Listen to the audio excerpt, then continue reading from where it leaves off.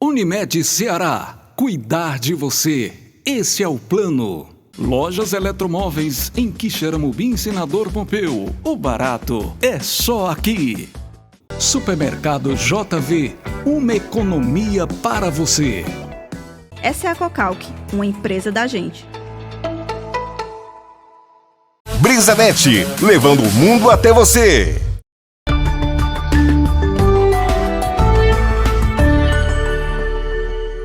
Agora eu vou chamar o nosso amigo Hugo Lemos, vai chegar aqui na tela da nossa Sertão TV para trazer informação para a gente desta semana dos dados da pandemia de Covid-19 em mais uma semana aqui em Quixeramobim, na região centro do estado. Oi, meu amigo Hugo, tudo bem? Bom início de semana para você. Boa tarde, Estênio, boa tarde a todos. Todos estão bom, uma semana abençoada, uma semana aí que a gente está vivendo as nossas festividades de Santo Antônio, né? Que Santo Antônio possa abençoar todos aqueles que professam a fé católica, essa figura marcante, esse santo tão importante para o nosso município. É isso aí, é isso aí. Hugo, vamos começar com as nossas informações, vamos saber como é que está a última semana. Confesso que eu estou curioso para saber como é que ficou a situação da zona rural, do interior, saber se estabilizou, se não estabilizou, como é que está. Ontem, inclusive, eu queria lhe parabenizar pela informação da última segunda-feira. Depois do ponto de vista, eu vi nos grupos o pessoal comentando, olha, aumentou no interior, o pessoal começou a comentar que a doença tinha chegado de vez no interior e era o fluxo. E eu só ouvi um canal e uma boca falando que o número tinha aumentado, e foi a sua e foi aqui no programa, então, sinal de que escutaram aqui no nosso ponto de vista essa informação. Então, é a presteza e a certeza de que esse quadro no programa é sempre muito importante para nos ajudar a balizar como é que está a situação da pandemia na cidade de Quixeramobim. Vamos aos números dessa semana e você explica para a gente, por favor. É isso aí, esse é o grande objetivo da gente, né, Alexandre? Que as pessoas entendam que nós estamos aqui querendo colaborar para que todos conheçam e possam se defender contra esse mal tão grande que nós estamos enfrentando. Nós fechamos a semana com 7.756 casos confirmados, já vamos chegar a 8.000 com certeza essa semana, ou seja, continuamos acelerado, com 7.008 altas e 192 óbitos, né? Nós tivemos um pequeno aumento de óbitos, e a gente vai falar um pouquinho mais aí na frente. Então vamos dar sequência. Bom, esse aí é onde eu queria chegar. Nós tivemos um grande aumento do número de óbitos, do número de casos, Alexandre. A gente viu a aceleração muito grande, mas isso a gente não teve esse reflexo até o momento nos óbitos, o que é uma boa notícia. Isso fez com que a taxa de letalidade caísse para 2,48, a menor de toda a pandemia. Hugo, mas deixa eu fazer uma pergunta. Pois não. Mesmo não tendo esse registro no boletim, e a gente realmente não viu nos últimos boletins o registro maior no crescimento do número de óbitos, mas a gente tem visto, por exemplo, no final de semana nós nos deparamos com a morte de pelo menos 2 ou 3 pessoas que teriam morrido por complicações da Covid-19. Demora um tempo até que essas mortes sejam registradas no boletim. É por isso que a gente registra esse número mais baixo, não é assim? Mas mesmo assim, Elistênio, ele está mais baixo. Porque, por exemplo, se você pegar essas semanas que nós estamos vendo aí com 11, 10, nessas semanas aí, nós tínhamos 10, 11, 12 casos de pessoas aguardando. E mesmo assim, o número era muito alto. Se eu somar hoje o número de casos que estão aguardando, vamos lá, 206 casos, certo? Se não me engano, são 14. E eu fizer um cálculo simples da letalidade, a letalidade vai para 2,65, que ainda é muito baixa. Nós enfrentamos aqui letalidade de 4%, de 5%, que ainda é um número que anima, no sentido de... e aí vem a questão, vem duas questões. A primeira, o procedimento médico. Segundo, e que a mortalidade na população mais jovem é menor, realmente é menor, mas não quer dizer que você esteja livre. Onde é que a gente tinha uma letalidade muito alta? Quando o pessoal idoso estava se contaminando, né? Então a gente tinha uma letalidade alta, e os números mostram isso. Isso não quer dizer que amanhã isso não suba. Se a gente dizer, não, vamos digamos, facilitar porque a letalidade caiu, vamos dizer assim, né? A gente não pode, porque a gente sabe que quanto maior o número de casos, maior o risco de ter pessoas A gente viu aquele médico de Juazeiro do Norte, com 31 anos veio a falecer. E era um médico que tinha todos os cuidados e tudo, e infelizmente veio a falecer. Pois é, então isso é um sinal de que a gente não pode relaxar de forma alguma para essa doença. Ela é muito traiçoeira, que a gente pode perceber que ela é assim, ela é muito traiçoeira, né? Isso, porque você nunca sabe como é que você está. A gente vê essa falácia, eu sou um atleta, eu cuido bem, isso aí a gente já viu muito atleta. O exemplo ontem do Renan, que é técnico da Seleção Brasileira de vôlei. Emocionante aquela matéria, né? Emocionante. Então assim, você vê o cara você foi entubado 2 vezes, o cara que tem uma vida de atleta, com certeza se cuida bem da saúde, porque está lá com médicos e tem todo um aparato que é técnico da Seleção Brasileira, e ele poderia ter sido entubado uma 3ª vez, o cara foi entubado 2 vezes. Então a gente não pode se confiar. Isso ameniza essa taxa de letalidade menor pelas famílias que estão sofrendo com os óbitos, com isso tudo, mas para nós que estamos vivos não ameniza em nada, porque a gente não sabe o que pode acontecer conosco. Hugo, nesse novo gráfico nós temos a movimentação da Covid, que, vamos dizer assim, é uma movimentação importante, porque eu posso considerar que a partir desta semana passada nós estamos em queda e atingimos o pico. Isso mostra que nós atingimos o pico, mas, mais uma vez, em Covid nada é certo. Se a gente voltar de uma vez, vai acontecer o que aconteceu com Quixadá. Quixadá achou que tinha atingido o pico, liberou o lockdown, a gente viu aqui vizinho, quando deu fé, voltou com mais força ainda. O fato é que ninguém quer mais um lockdown, ninguém quer mais parar. Então, para não parar, a gente tem que manter os nossos protocolos. Porque a gente já viu que ela é traiçoeira, como você acabou de dizer, e que ela volta a subir. Não tem essa. É um vírus que, lá no comitê, a gente falou agora sexta-feira. O vírus, ele não se dá pelo ar, ele não se dá por voando, ele pega de pessoa para pessoa. Então, para se evitar pegar, você tem que evitar contato. E se evita contato com lockdown, com isolamento, com tudo isso. Então, deu certo, isso é fruto do lockdown que houve, né? A gente está fechando agora 15 dias do lockdown e está fechou em queda, mas isso não quer dizer que ele não volte a subir, até porque nós estamos vendo aí no gráfico 2 picos, o do ano passado e desse ano. Não pode ter 3. E aí? Pois é. Mas a média móvel também baixou em relação à semana passada, né? Isso, caiu de 100 para 75, que ainda é muito alta. 75 casos por dia é muito alto ainda.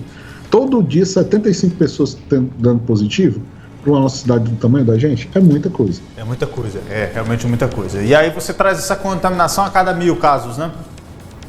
E aí a aceleração. Você veja, foram 1.000 casos, dos 7.000 em 12 dias. E nós já estamos beirando os 8.000.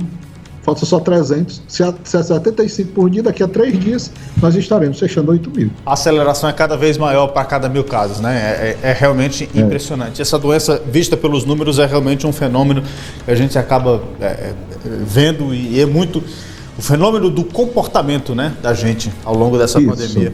Detalhado isso mesmo. Porque a parte do lockdown que não deu certo foi a que não cumpriu. E me desculpem o pessoal do Sertão, mas no Sertão há um relaxamento. E por isso o Sertão está enfrentando o que está enfrentando. Vamos continuar vendo os dados da pandemia da última semana em Quixeramobim. Vamos lá, a evolução de casos e óbitos por mês, Hugo. Pronto, e aí a gente fecha o mês de maio com um mês mais... Não foi o mais letal, ainda não bateu mais letal, graças a Deus, mas foi olha esse número, isso aí é impressionante. 2.123 casos no mês de maio. E aí a gente entende porque os hospitais estão cheios. Né? 2.123 casos no mês de maio e foram 29 óbitos, né? Isso. Fora os que a se confirmar, né? Não temos isso. Pois é. Fora Se a gente somar o que tem a confirmar, dá 39 a 43, né? Se todos se confirmarem, então seria o mês mais letal também. Mas ainda não tem confirmação. No município vizinho Quixadá, maio foi o mês mais letal da pandemia. Impressionante, foram mais de 40 óbitos. A testagem continua também acima da casa de 1.500, né? Isso, está muito bom a testagem, tem que continuar assim mesmo. É legal. É por isso que, outra coisa também, outro fato, por que aumentou muito os casos e não tem tanta morte? Está se mapeando quem é assintomático, quem tem pequenos sintomas, então... isso é muito bom, a gente pediu muito isso, tá? E tá muito legal isso aí, essa testagem. Sabe o que eu percebi mesmo, assim, independente de município, independente de, sei lá, qualquer outra coisa, a gente mesmo, eu acho que já se tornou assim, parte da nossa consciência, viu, Hugo? É que se alguém apresenta sintoma, a pessoa já por si só, por cuidado próprio, vai procurar o teste. Ela mesma procura o teste e ela mesma se isola. Eu já entendi isso como vamos dizer assim, um aprendizado para a doença. A pessoa não tem mais aquela teima, você sabe? Ou pelo menos são poucas as pessoas que têm a teima. A pessoa já sente algum sintoma, ela já acha que pode ser, então ela se isola e ela já procura o teste. Eu acho isso se é que a gente pode tirar alguma coisa de proveito de uma doença como essa, mas eu acho que isso do entendimento que a gente vai vivendo, a gente aprendeu a se policiar um pouco mais, né? Assim, eu acho assim, no enfrentamento isso é um ganho. No enfrentamento, eu acho que você queria dizer assim, não é que seja algo positivo, mas aqui no enfrentamento nós conseguimos, pelo menos uma parte das pessoas, mudar essa postura de ter respeito, né, como é que eu posso dizer, pelo outro. Eu estou com um sintoma, eu vou me precaver. Nas empresas que eu trabalho hoje, o funcionário, ele amanhece gripado, ele já liga, ele tem o hábito hoje de ligar, olha, eu estou gripado, eu estou assim, quer que orienta, a gente vai, orienta procurar um médico, orienta fazer. Meu filho está com uma crise de garganta, o que é que eu vou fazer? Então, isso ajuda muito. E agora, o empregador precisa também ter essa acessibilidade, porque também há fatos de empregador querendo obrigar pessoas, isso é fato, recebemos denúncias lá no comitê, que eu faço parte do comitê da Covid, de empregador querendo que o funcionário vá trabalhar antes de terminar a quarentena com o exame positivo de Covid. Aí isso é absurdo. É absurdo, gente. É realmente absurdo. E por mais, põe em risco a própria vida, né? É impressionante. Sim. É impressionante. Em detrimento do dinheiro. É fora do comum. Mas, enfim, esse senso comum que a gente acabou criando, isso como a gente falou, né? Para o enfrentamento é algo positivo, porque a gente passa a se policiar um pouco mais. Isso é importante porque a gente cria esse senso de consciência. Não é todo mundo, mas boa parte das pessoas passaram a ter esse senso de consciência um pouco maior. Mas vamos continuar vendo os números, porque tem muito número para a gente detalhar ainda hoje, aqui no nosso ponto de vista, e o Hugo explica para a gente. Os casos ativos, Hugo. Bom, os casos ativos, nós tivemos o PIC 580 no ano passado, esse ano 664, e hoje nós estamos com 542. Já está vendo aí que nós estamos embaixo, né? Lá na frente onde está azulzinhos. São 487 em casa, 55 hospitalizados, que ainda é um número alto. Olha, todo número, a gente não pode pegar tudo, a gente tem que analisar o todo, não pode ver uma coisa específica, tem que analisar tudo. Tá, a letalidade caiu, mas ainda tem muita gente internada, são 55. Aí é onde eu me preocupo muito, Hugo. O município de Quixeramobim tem muita gente internada, cara, são 55 pessoas. E internação, para mim, eu fico com o coração doído quando eu sei que um amigo, um conhecido, um parente está internado, porque essa doença... Ela é hoje, não é amanhã. A pessoa está bem hoje, de repente a pessoa piora, ninguém sabe como é. A gente tira ele, Stênio. Por exemplo, o Luiz Gustavo, ele não conseguiu. Paulo Gustavo. Dois exemplos. Paulo Gustavo, desculpa. O Paulo Gustavo, o ator lá, não conseguiu, com todo o recurso que tinha. Já o Renan, ontem que a gente viu, conseguiu. Um consegue, outro não. E eu vou dizer, é bênção de Deus mesmo, porque pode ter o recurso que tiver. Se ela pegar para pegar, não tem jeito. Pois é. Então... Aí a gente vê aí 10 pessoas em UTI, dessas 10, 7 tem menos de 60 anos. 7 tem menos de 60 anos. Entendeu? Então essa história que só pega idoso, quem está doente com comorbidade, é outra balela também. Então vamos prestar atenção, gente. Desses 55 que estão internados, 10 estão em UTIs, tá? Vamos continuar vendo os números e o Hugo explica mais pra gente como é que está essa distribuição. Os casos hospitalizados hoje... No município de Quixeramobim, o Hugo traz os detalhes com a distribuição por bairro.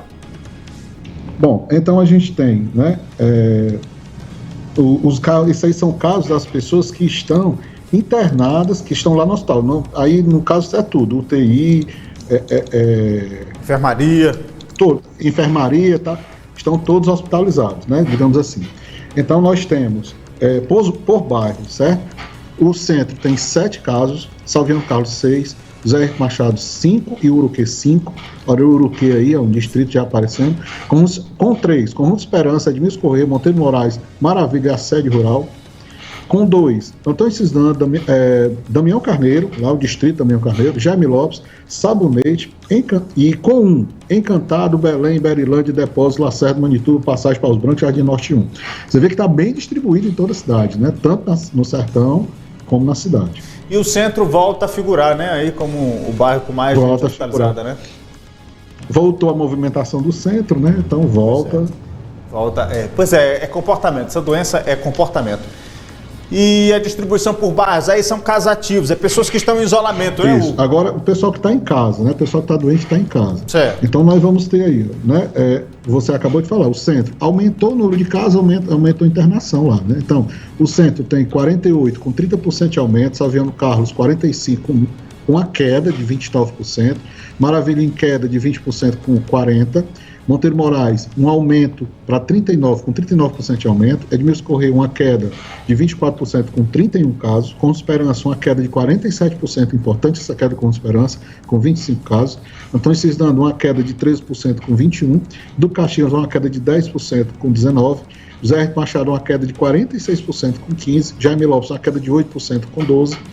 Depósito, uma queda de 25% com 6. Jardim Norte 2, estável, com 6. Coab, um aumento de 100%, foi para 6%, Planalto Sabonete, uma queda de 17% com 5%, Jardim Norte 1, estável, José Aurélio Cano, uma queda de 40% com 3%, Vila União, uma queda de 33% com 2%, e Vila Betânia, um aumento de 100% com 2 casos. Esses são os casos ativos hoje nos bairros em Quixeramobim. E nos distritos, aí é que eu queria saber, como é que está a nossa zona rural, Hugo, em mais uma semana?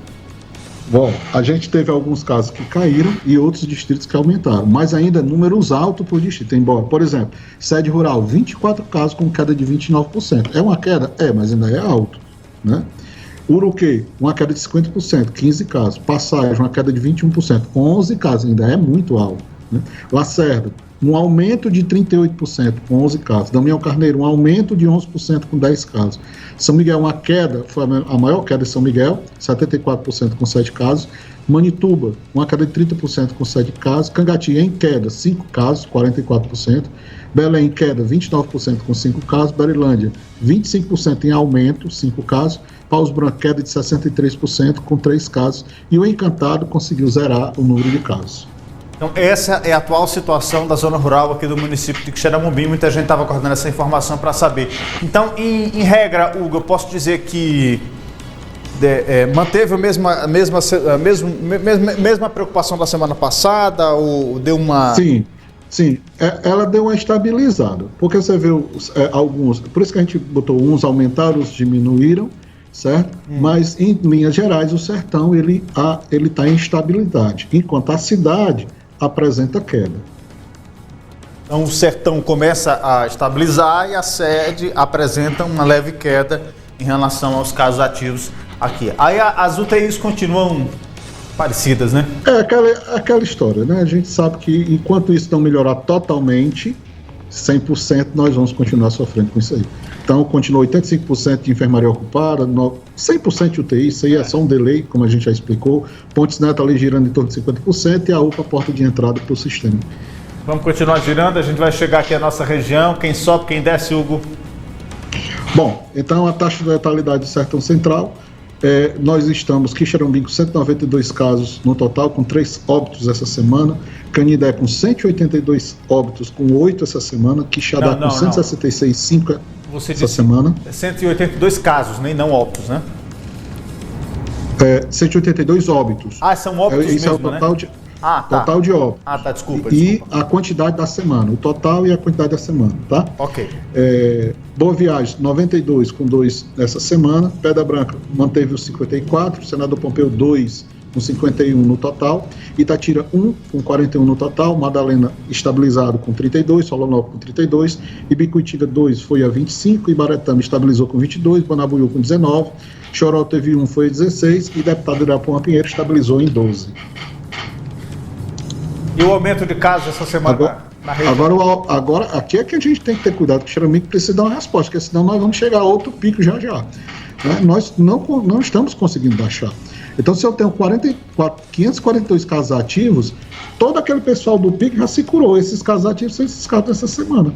528 casos positivos essa semana. É muito alto ainda, a gente precisa fazer alguma coisa. Quixadá baixou muito, né, Hugo? Quixadá baixou bastante. Quixadá está num nível muito bom. Se manter, Quixadá vai já controlar totalmente a pandemia. Então, Quixadá 200, senador Pompeu 140. É muito alto para o senador Pompeu, proporcionalmente é tão alto quanto Quixeramobim. Canindé 126, Ibaretama 110, eu nem falo em Ibaretama, 110 casos numa cidade daquele tamanho, que é pequena, Ibaretama é pequena. Banabuiú 108, ainda está em situação delicada Banabuiú, Boa Viagem 63, Solonópolis 47, Ibicuitinha 45, Itatira 43, Choró 37, Pedra Branca 27, Madalena 18, Irapuã Pinheiro 12. São números bastante expressivos, a gente precisa baixar esse número na semana, para justamente a gente ver esse mapa, muitos municípios em baixa e em estabilidade, né, Hugo? Isso, a gente só tem alta hoje Itatira, que é um número absurdo para Itatira, eu acho 229, e Pedra Branca com 254. Em estabilidade, para baixo, Solonópolis com 83, Canindé e Ibaretama.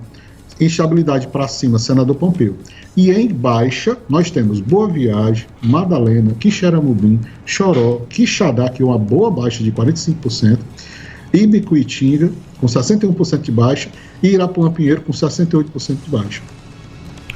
Isso justifica, esse mapa justifica, então, esse avanço do Sertão Central com medidas de flexibilização anunciadas pelo governador Camilo Santana, né, Hugo? Sim, começa a configurar. Agora, cada município vai ter que fazer o seu papel para segurar essa baixa, porque senão volta tudo, né? E vamos chegar para o mapa verdinho, o mapa da vacina, para a gente saber como é que está a distribuição de aplicação de primeira e segunda dose na região. Bom, então assim, a gente está com um bom número, está subindo bastante o número de primeira dose. Eu tive conversando hoje até com o Darlan, após 21 dias, a AstraZeneca, ela já dá uma eficácia de 70% de imunização. Lógico que ainda tem que ter o reforço com 90 dias, mas ela é uma vacina muito boa nesse sentido, que uma primeira dose ela já dá uma resposta imunológica. E assim, os números, as pessoas vão conferir nas nossas divulgações, já são, como o senador Pompeu, já chega a 24% de pessoas vacinadas em primeira dose, Solonópolis 23%, Quixeramobim 21%. Mas em segunda dose, nós temos o maior percentual, Solonópolis em primeiro lugar, com quase 14% de pessoas em segunda dose, seguido de Choró, com 13,79%, seguido de Irapuã Pinheiro, com 13,66%, depois Quixeramobim, com 13% de pessoas em segunda dose vacinadas, e por último, Senador Pompeu, com 12,65%. Então, esses são os municípios primeiro, segundo, terceiro, quarto e quinto. E é o que se conta, né? Que é a aplicação da segunda dose, né, Hugo? Depois da segunda dose que você pode encher a boca e dizer: estou realmente vacinado, estou imunizado contra a Covid-19, né? Isso, justamente. Mas já se espera, porque como a segunda dose, a primeira dose, já se espera que alguns números comecem a cair. Então é importante também aumentar, porque quem toma a primeira já está se agendando para a segunda. Então esse aumento grande da primeira dose também está assistindo um grande efeito. Bom, esses são os números da pandemia de Covid-19 aqui na região do Sertão Central e no município de Quixeramobim. O Hugo sempre atualizando esses números para a gente.